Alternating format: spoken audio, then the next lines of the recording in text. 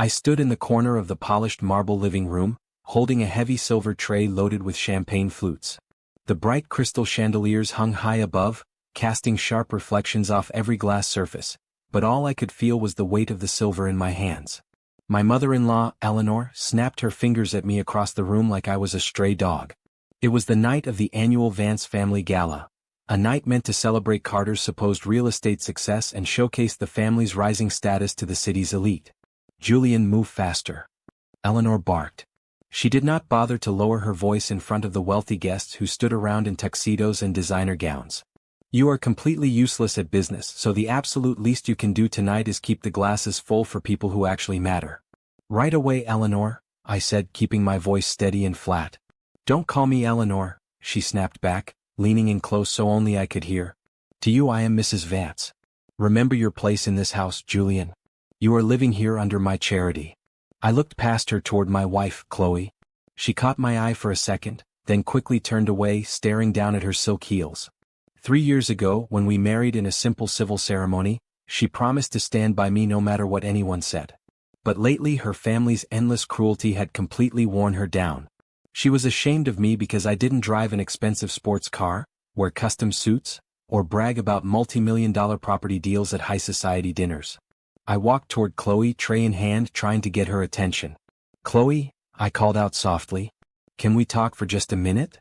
She glanced around nervously to see if anyone was watching us. Not right now, Julian, she whispered, her hands tight around her glass. Please just go back to serving drinks. My mother is already stressed.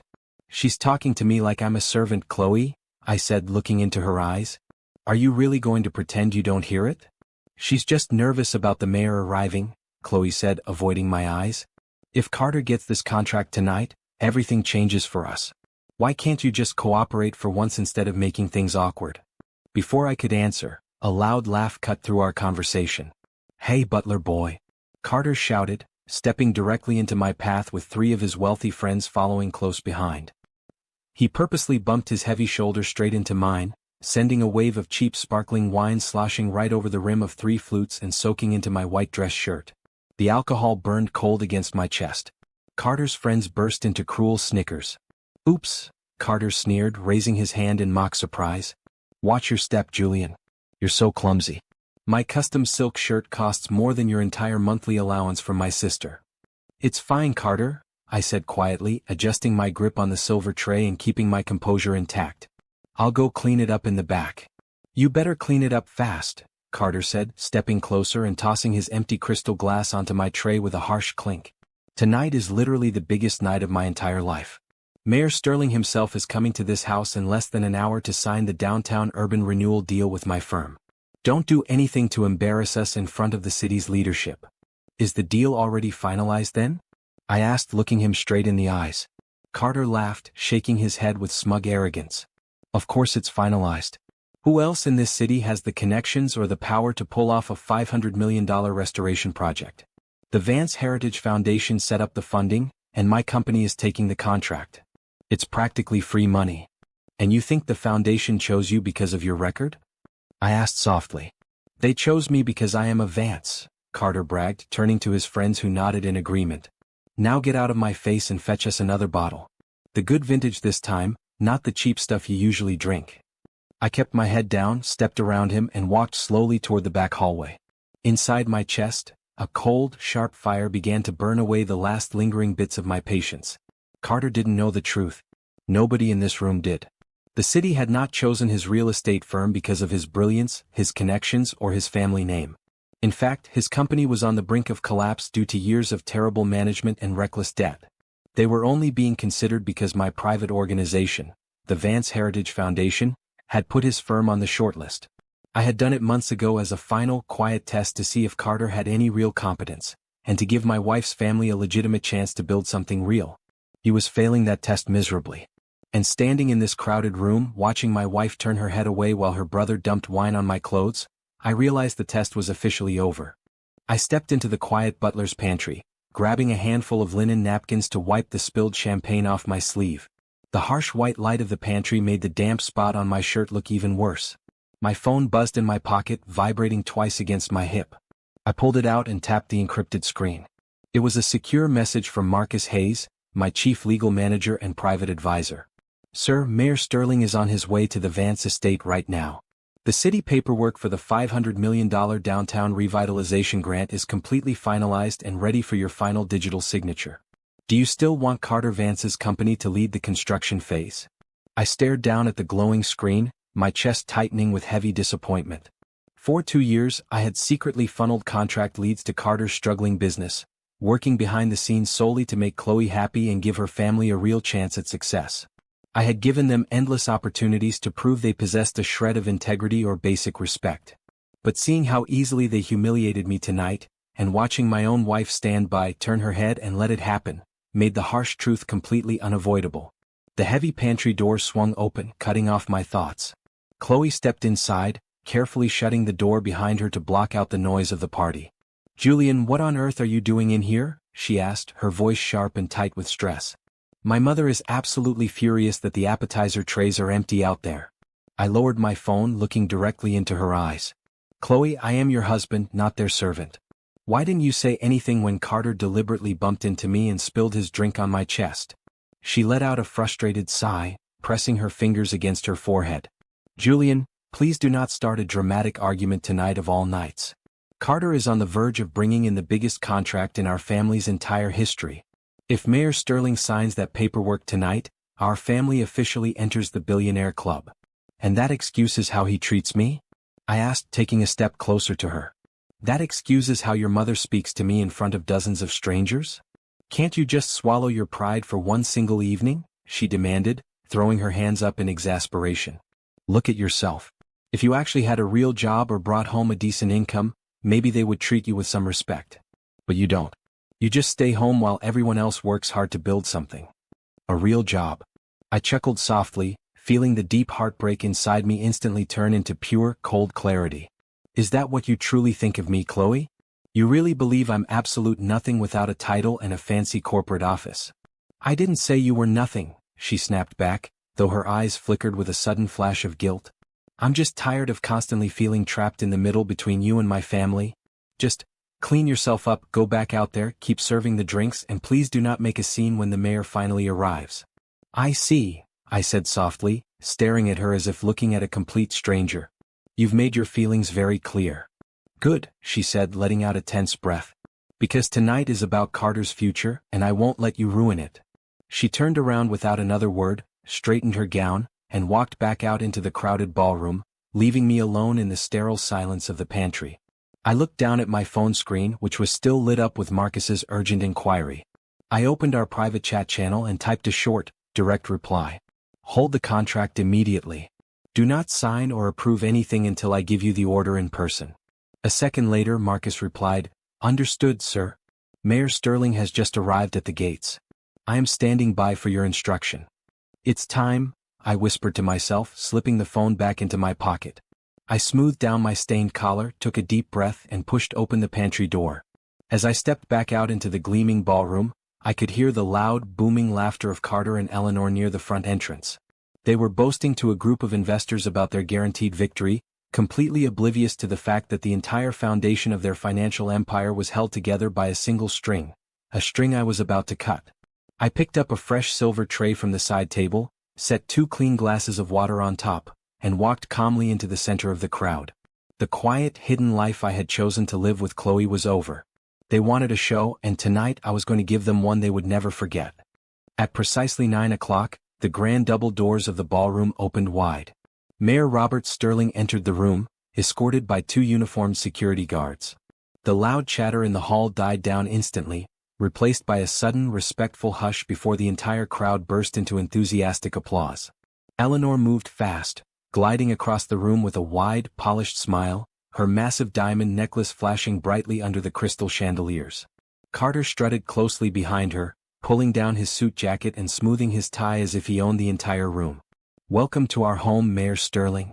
Eleanor beamed, reaching out with both hands to grasp his. "It is an absolute honor to host you at our family gala tonight."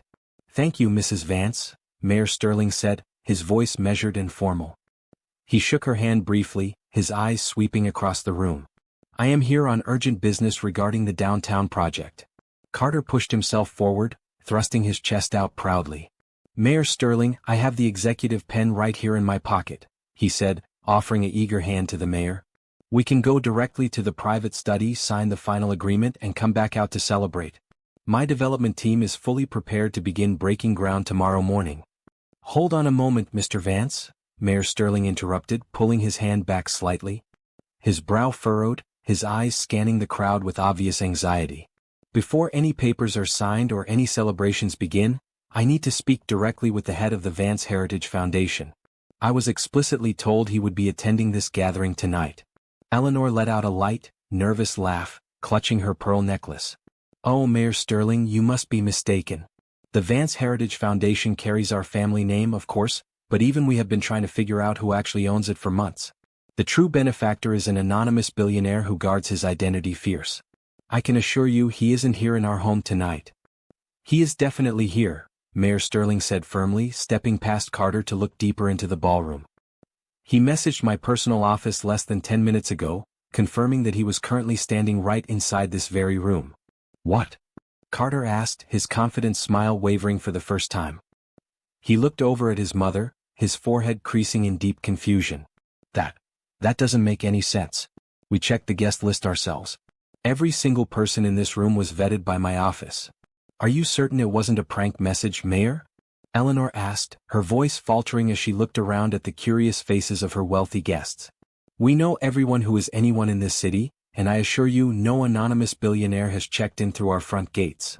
My office does not receive prank messages from the Vance Heritage Foundation, Mrs. Vance," Mayor Sterling replied sternly. "The message came through the direct encrypted channel used for the $500 million urban renewal grant. The founder is in this room, and I will not sign a single document until I speak with him face to face." A low murmur ran through the crowd of elite onlookers.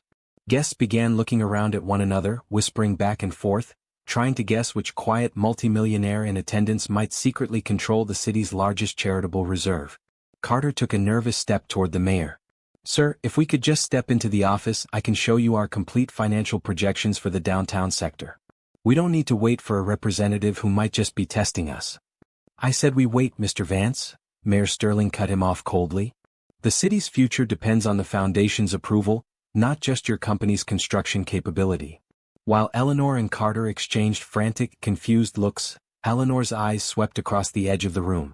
She spotted me standing quietly near the punch bowl table, holding a fresh serving towel in one hand and a tray with clean glasses in the other. Her face twisted with immediate irritation, desperate to vent her rising anxiety onto someone helpless. "Julian." Eleanor hissed loudly, taking 3 quick steps in my direction and motioning aggressively with her hand. Her sharp voice cut right through the delicate silence of the room, drawing the eyes of half the guests toward the corner. "Why are you just standing there staring like a mindless statue? Can't you see we have important guests?" I didn't answer right away. I just held her gaze, keeping my posture straight and my expression completely unreadable. "Did you hear me talking to you?" she demanded, her voice rising in pitch as her face flushed red with mounting humiliation. "Bring Mayor Sterling a glass of ice water right now. At least make yourself somewhat useful for once in your miserable life instead of embarrassing my family in front of the city's leadership." "Mother is right," Carter added quickly, turning to glare at me, relieved to shift the pressure off himself. "Move your feet, Julian. Grab the glass, hand it to the mayor, and then disappear back into the kitchen where you belong." Chloe stepped up beside her brother, her eyes filled with tension as she looked at me. "Julian, please," she whispered, her voice tight. "Just do what she says. Don't make this any worse." I looked at Chloe for a long moment, watching the fear in her eyes, not fear for me, but fear for her family's precious reputation. Then I glanced at Mayor Sterling, whose eyes had just locked onto mine from across the small distance separating us. "Right away, Mrs. Vance," I said calmly. I picked up the crystal glass of clear water from my tray, adjusted my grip, and began walking slowly toward the center of the room. I picked up a crystal glass of water from the table and walked straight toward the center of the room. The soft hum of quiet whispers faded into complete silence as 200 pairs of eyes followed my steps across the polished marble floor. "Julian, hurry up," Carter scolded under his breath as I approached the small circle surrounding the city's leadership. "Hand the mayor the glass and walk away immediately. Stop staring." I paid no attention to Carter's harsh tone. Instead, I stopped right in front of Mayor Sterling. I didn't bow my head. I didn't lower my posture. I didn't offer the silver serving tray like a dutiful employee. I just stood tall, held the glass of water in my hand and looked him dead in the eye. "You're late, Robert," I said casually, my voice steady and clear enough to echo across the room. The entire ballroom gasped in collective shock. Several guests covered their mouths, unable to believe what they had just heard. Eleanor's face turned bright, furious red with immediate rage. "Julian, are you completely out of your mind?" she screamed, stepping forward with her hand raised in pure embarrassment. "How dare you speak to the mayor like that? Guards, drag this penniless loser out of my house this instant." Carter's eyes flared with anger as he stepped up aggressively to grab my shirt collar. "You just ruined our entire family, you idiot. Touch him and you'll spend the rest of your life in federal prison." Mayor Sterling yelled, stepping aggressively between Carter and me. He shoved Carter's hand away with zero hesitation. Before anyone in the room could process what was happening, Mayor Sterling brought his feet together, lowered his head, bent deeply at the waist, and gave me a formal 90-degree bow right in front of every high society guest in the city. "Mr. Vance," Mayor Sterling said, his voice ringing out sharp and respectful in the dead silent room. "I apologize sincerely for the delay, sir. The final zoning permits were held up in processing at City Hall. It is an extraordinary honor to finally meet you in person." A sudden sound of glass shattering cut through the stillness. Chloe's champagne flute had slipped straight through her limp fingers, breaking into pieces against the marble floor. Eleanor froze in place, her posture collapsing as her mouth hung wide open. Carter stumbled back half a step, staring at the mayor as if he had just seen a ghost walk into the room. "A mayor?" Eleanor stammered, her voice trembling violently as she tried to force a weak laugh. What on earth are you doing? Why are you bowing to him? That's just Julian. He's completely unemployed. He's just my daughter's husband." Mayor Sterling straightened up slowly and turned around, looking at Eleanor with pure, unfiltered disgust. "Unemployed?" Mayor Sterling echoed, his voice filled with icy contempt. "Mrs. Vance, this man is Julian Vance, the sole founder, chairman, and chief trustee of the Vance Heritage Foundation. He personally owns over 60% of the commercial real estate in this city. He is the exact individual who personally authorized and funded the $500 million downtown renewal grant your son has been begging my office for." That's impossible," Carter yelled, his voice cracking with desperation as he shook his head frantically. "He doesn't have a job. He lives off my sister's income. He doesn't own anything. Do you think I don't recognize the chief benefactor of this city, Mr. Vance?" Mayor Sterling shot back, stepping closer to Carter. "The foundation's charter bears his signature. The tax exemptions bear his name. The grant money currently sitting in the city's development escrow account came directly from his private assets." Chloe took a hesitant step toward me, her face pale and her eyes wide with total shock.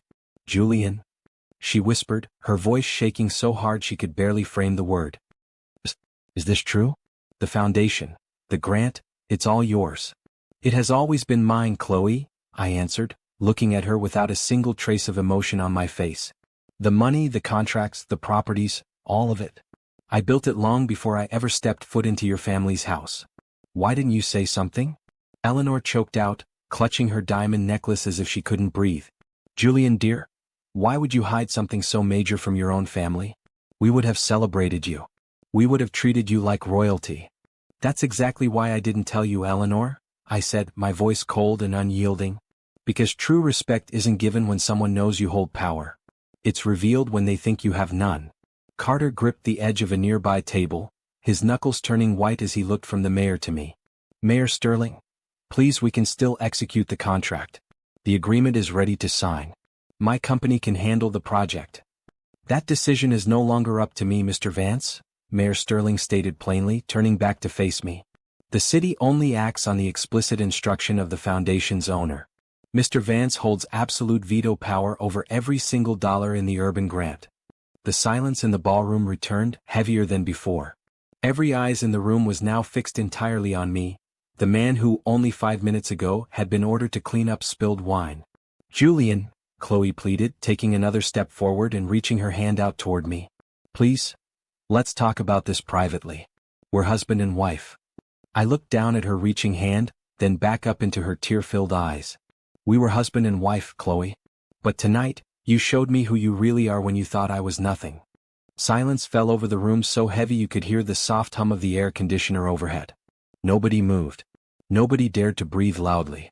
I reached behind my back, slowly unknotted the ties of my black serving apron, pulled it over my head, and dropped it onto the floor right at Carter's feet. "Julian?" Chloe whispered, stepping forward with tears streaming down her pale face. You actually own the entire foundation? Why didn't you ever tell me? Why keep something this huge a secret from your own wife? I wanted to see if you loved me for who I was, Chloe, I said, my voice completely calm but cutting cold. When we got married 3 years ago, I had nothing to offer you but my commitment. When I built my financial empire, I kept it quiet because I genuinely wanted a simple, quiet life with a loyal partner. But over the last 3 years, you let your family walk all over me every single day. You looked down on me just like they did. That's not fair, Julian, she cried, wiping a tear from her cheek. I loved you. I was just caught in the middle between you and my family. I was trying to keep the peace. Keeping the peace didn't mean standing by while your brother treated me like dirt, I replied, looking straight into her eyes. You were ashamed of me, Chloe. You only cared about status and you thought I was holding you back. Julian, please? Eleanor practically threw herself onto her knees at my feet, her polished hands shaking wildly as she reached out to grab my pants leg. We didn't know. It was all just a terrible, unfortunate misunderstanding. Carter, tell him. Tell him right now. Julian, we have always loved you like a son. Don't touch me, Eleanor, I said, stepping back so her hands clutched empty air. You didn't love a son. You loved having someone in this house to kick around to make yourselves feel superior. Carter stood there pale as chalk, shivering in visible panic as he looked around at the judging eyes of the guests. Julian, bro. Come on, man, he stammered, raising his hands defensively. I was just joking around with you tonight. The wine on your shirt, the insults, calling you butler boy, it was all just harmless brotherly teasing. You know how I am. Teasing? I chuckled dryly, pulling my secure phone out of my pocket. I tapped the screen 3 times, connecting directly to the massive digital display screen mounted on the ballroom wall. The screen instantly flashed to life, displaying the live financial dashboard of the Vance Heritage Foundation. Mayor Sterling, I said, turning my back on Carter. Effective immediately, Carter Vance's development firm is permanently disqualified from the $500 million downtown revitalization project due to severe ethical violations, fraud, and gross financial incompetence. No! Carter screamed, his voice cracking violently as he dropped straight to his knees on the hard floor. You can't do this to me. That contract is the only thing keeping my business solvent. I took out $20 million in high-interest private loans expecting to sign this deal tonight. If I lose this grant, I will be completely bankrupt by tomorrow morning. Then you better start applying for butler jobs, Carter, I replied, staring down at him without a single shred of pity in my heart. I hear they pay by the hour. If you work hard, maybe you can pay off your loans in a few centuries. Julian, you're destroying my brother. Chloe shouted, grabbing my arm aggressively. How can you be so cruel? He made a mistake, but he's family. Is your revenge really worth ruining our entire family's future? I didn't destroy your brother, Chloe, I said, shaking her hand off my arm firmly. His own arrogance, greed, and recklessness destroyed him. I am simply stopping my foundation from funding his incompetence. Mayor Sterling, please? Eleanor wept from the floor, clutching the mayor's trousers. Intervene. Talk to him. We are the prominent Vance family. You cannot let him ruin us in front of the entire city. Mayor Sterling stepped back, looking down at Eleanor with cold disdain. Mrs. Vance, Mr. Vance is the primary financial engine of this entire region. His word is final. If he says your son's company is incompetent, City Hall will not spend a single public dollar with your family. This is insane. Carter sobbed, burying his face in his hands right on top of my discarded apron. My career is over. Everything is gone. You had 2 years of my silent support, Carter, I said quietly, looking down at him. You had every opportunity to build a real company with integrity. Instead, you spent your time looking down on people you thought were beneath you. Julian. Chloe sobbed, her hands trembling as she looked at me with deep, desperate regret. What about us? What about our marriage? Are you really going to walk away from 3 years of our life together over one night? It wasn't just one night, Chloe, I said, feeling a heavy weight lift off my shoulders as the truth finally laid bare. Tonight was just the night the glass finally broke. Chloe grabbed my arm tightly, her eyes filled with frantic, desperate regret. Julian, please don't do this. We can fix this. I love you, I really do. I'll leave my family right now. We can move somewhere else and start over, just the two of us. I stood entirely still, looking down at her clutching hands before gently pulling my arm completely out of her grip. 3 years ago, I would have given my life for you without hesitation, Chloe, I said, my voice steady, quiet, and clear.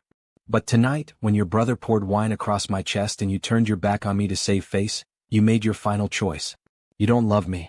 You love the status you thought your family was about to gain, and now you desperately want the status I actually possess. That isn't true, she cried out, her tears smearing her makeup as she reached for me again. I was just confused. I was scared of my mother. Please, Julian, give me one more chance. No, Chloe, I answered, shaking my head. A real wife doesn't trade her husband's dignity for her family's pride. Before she could speak again, the heavy double doors of the estate opened, and Marcus Hayes walked into the ballroom carrying a slim black leather briefcase. He walked directly past the stunned guest, stopping right at my side. He unzipped his briefcase and retrieved a single silver pen alongside a dark leather document folder. Everything is prepared exactly according to your instructions, Mr. Vance, Marcus said crisply, his voice professional and calm. Thank you, Marcus, I said. I took the pen from his hand, opened the leather folder against my palm, and signed my name on the signature line of the top paper without a second of hesitation. I closed the folder, turned around, and handed it directly to Chloe. These are divorce papers, I said plainly. My legal team prepared them weeks ago in case this night went wrong. You can keep this house. I don't care about it or anything in it. But my life with you and the Vance family officially ends tonight. Julian, please, she sobbed hysterically, holding the heavy folder tight against her chest as the surrounding guests whispered, pointed, and stared in total shock. Don't leave me like this. Don't throw away 3 years. You threw it away the moment you decided I was worthless, I replied quietly. Julian, wait. Eleanor wailed from the floor, attempting to pull herself up by clutching the edge of a velvet couch. You can't do this to us. What about our reputation? What will people say about our family tomorrow? You should have thought about your reputation before you treated your daughter's husband like a domestic servant, Mayor Sterling interjected coldly, standing right beside me. The entire city will know by morning how the Vance family acts behind closed doors. Carter remained on his knees in the middle of the floor, staring blankly at the stained apron lying in front of him, his lips moving without making a sound as his entire world crashed around him. Let's go, Marcus, I said, turning my back on Carter's silence, Eleanor's weeping, and the wife who had willingly sold out our marriage for fake social prestige. Right behind you, sir, Marcus said, keeping step with me as Mayor Sterling walked on my left. We walked side by side out of the grand ballroom, down the wide marble staircase, and straight through the front doors of the estate. The cool, crisp night air hit my face, instantly wiping away the heavy, suffocating atmosphere of the house I had endured for 3 long years. A sleek black sedan was idling at the bottom of the driveway. My private driver stepped out immediately, opened the rear door, and bowed respectfully as we approached. Good evening, Mr. Vance, the driver said smoothly. Where to, sir? To the foundation office, I replied, stepping into the back seat. We have a lot of work to do. Mayor Sterling shook my hand through the open window before stepping into his own city vehicle. I will see you tomorrow morning at City Hall for the official public announcement, Julian. I'll be there, Robert, I nodded. Marcus slid into the passenger seat, closing his door as the driver engaged the engine. For 3 long, painful years, I had stayed hidden in the dark shadows of a cold family that never valued my presence, taking their insults and carrying their disrespect just to protect a marriage that was built on a lie. But as the car door clicked shut and we pulled smoothly away from the iron gates of the Vance estate, I leaned back against the leather seat and took a deep, clean breath. I was no longer the quiet servant forced to wait in the corner. I was the master of my own destiny, and my real life was finally beginning.